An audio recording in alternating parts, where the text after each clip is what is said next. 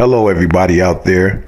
My name is Omar Johnson, serial entrepreneur and author of the book, How to Promote, Market, and Sell Your Kindle Book. That particular book is available on Amazon.com, and you can access it by clicking on the link in the description area. In addition to that book, I've also authored 13 other books that are also available on Amazon. In this video, I'm going to discuss how to write a Kindle book so that it sells. Obviously, the first step in building your Kindle ebook empire is to get your Kindle book written or take on the writing yourself. Just remember that you don't necessarily have to be an author or writer to begin with. Everyone has something to say, and you probably have more useful knowledge to share with others than you even realize. If you're not sure how to select a topic for your Kindle book, then the easiest way to do market research for your writing is by taking a peek at what others are doing. This is by far the best way to evaluate the popularity of an idea you have for a Kindle book. Visit Amazon and check out the bestsellers list to find out what people are interested in at the moment. What kind of trends do you see there? And which ones do you think you can pull off? Google Trends is a good place for spotting popular topics as well. So don't limit your market research to Amazon alone. Really spend some time digging up some statistics on your chosen topic. In fact, you should probably start a list of potential subjects and then spend a good amount of time researching each one of them. Don't just jump into things and go with the first idea you have. While you may become instantly excited when you think you found a hot topic, that isn't always the case. Now, let me discuss the elements of the writing process.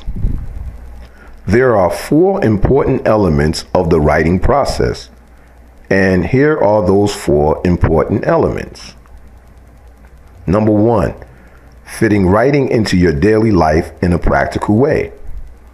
When do you find time to write? How do you manage to write at least a little bit each day without having to take significant time from other important aspects of your life? What writing exercises do you make daily habits? Number 2, finding inspiration and topics for your writing. What do you write about? What genre are you most comfortable with? Fiction or nonfiction?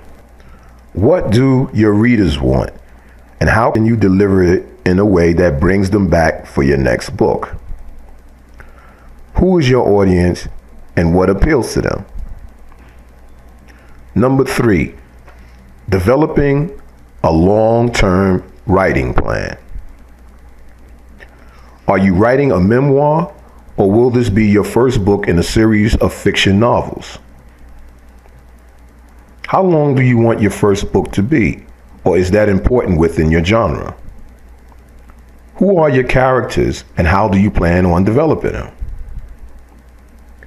If you're writing nonfiction, how will your first book introduce the topics you are likely to write books about in the future? What is your writing strategy for setting yourself apart from other writers in your genre? Number 4, editing, proofreading, and revising. If you're not hiring an editor, what is your plan for editing your book to look as professional as possible? Have you read through your entire book to check for errors, typos, or awkwardness in grammar? Has anyone else read through it as well? Have you spell checked the entire manuscript? Have you removed words that are unnecessary and taken out parts that bog down the writing? How often have you revisited the writing to make appropriate revisions? Okay, what if you don't want to write a Kindle book? If you're not confident enough in your writing skills to publish your own book, then you can simply outsource this task by hiring a ghostwriter. If you want to find an experienced writer who can put your ideas and thoughts into writing and produce a quality book, then you should definitely check out sites like Elance, VWorker, or freelancer.com. Just be sure to stress that you're looking for a native English speaker and be specific about what you need written. It might even be a good idea to post a job on more than one of these sites to sample work from more than one ghostwriter. The great thing about hiring a ghostwriter is that the writing becomes yours once completed, and you can put your name on the work and claim it as your own. So don't be discouraged if you don't think you can write well. It shouldn't mean you get left out in the Kindle publishing gold rush.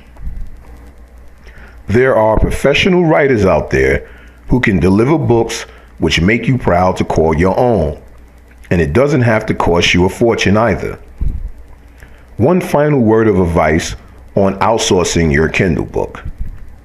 Make sure to have your ghostwriter sign a non-disclosure agreement to protect your ideas and intellectual property.